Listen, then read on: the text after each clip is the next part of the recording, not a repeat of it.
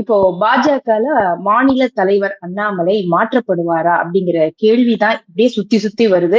இன்னொரு பக்கம் பார்த்தா அவருக்கு ஆதரவான நிலைப்பாடு, கருத்துக்கள் எல்லாம் சமூக வலைத்தளங்கள்ல அதிகமா பகிரப்பட்டுக்கிட்டே வருது. அப்ப இந்த விஷயத்த டெல்லி மேலிடம் கவனத்தில் எடுத்துக்குமா, அல்லது இது ஒரு தனிநபர் பிரபலம் அப்படிங்கிறதுல ஒரு நிராகரிக்கிறதுக்கு கூட வாய்ப்புகள் இருக்குதா? டெல்லி மேலிடமே தனிநபர் பிரபலம் தானே. மோடி அவர்களுக்கு ஆதரவாக எவ்வளவு கருத்துகள். 2014க்கு முன்பு அத்வானி அவர்களே பிரதமர் வேட்பாளருக்கு தகுதியானவர்கள் பாரதிய ஜனதாவில் பலர் இருக்கிறார்கள், அவர்களில் ஒருவர் மோடி, அப்படிதான் 2013ல சொன்னாரு. ஆனா அதுக்கு பிறகு இந்த இதே மாதிரியான பின்னூட்டங்கள், கருத்துருவாக்கங்கள்லாம் வந்துதான் மோடி அவர்களுக்கான அந்த 14 பிஎம் கேண்டிடேட் இமேஜ் வந்துச்சு. இது இயற்கை தான், அதை தவறுலாம் சொல்ல முடியாது.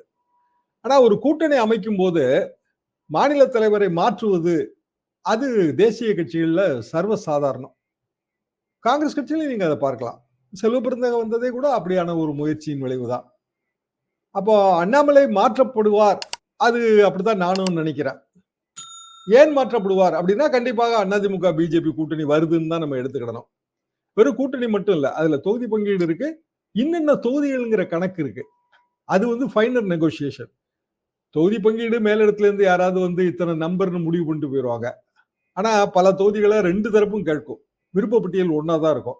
அப்போ ஒன்னு கொடுத்து ஒன்னு தியாகம் பண்ணணும். அதுக்கெல்லாம் சமாதானம் பேச வேண்டிய, பஞ்சாயத்து பண்ண வேண்டிய நிலைமையில இருக்கும். அதாவது சொந்த கட்சிக்காரன்ட்டே நம்ம பஞ்சாயத்து பண்ண வேண்டியது வரும்.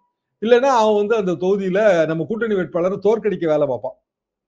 ஓட் டிரான்ஸ்பர் அது ரொம்ப முக்கியம்.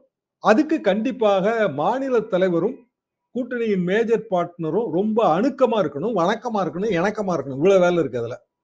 அப்ப அது அண்ணாமலையால முடியாதுன்னு அண்ணாமலையே ஒத்துக்கிட்ட விஷயம் தான். அதெல்லாம் என்னால முடியாது ராஜான்னு ஏற்கனவே சொல்லிட்டாரு. எடப்பாடி பழனிசாமியாலையும் அது அண்ணாமலையோட ஒத்து போய் பண்ண முடியாது, இம்பாசிபிள்.